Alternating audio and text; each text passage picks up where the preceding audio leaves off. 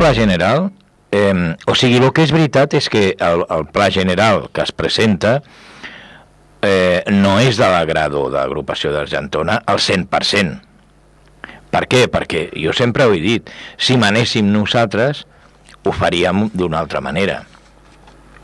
Si manessi el PP també ho faria d'una altra manera, o si manessi una altra... Per què? Perquè cadascú tenim el nostre model de poble.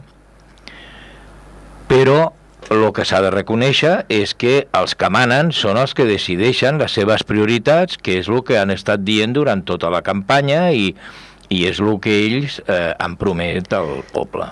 Perquè el que es té que mirar és si compleix la llei, si s'ha fet la participació ciutadana.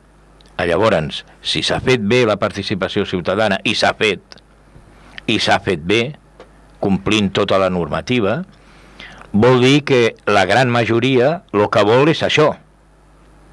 Llavors, si tu tens un espírit democràtic, doncs si la gran majoria el que vol és aquesta definició del poble, ho tens que acceptar. Doncs vinga. El pataleo aquest de Tots per Argentona i el seu lorito de la CUP, jo no ho entenc. No ho entenc. Primer van intentar demostrar al poble que havien treballat. No van treballar, van agafar els informes dels tècnics i llavors va ser un copiar i pegar.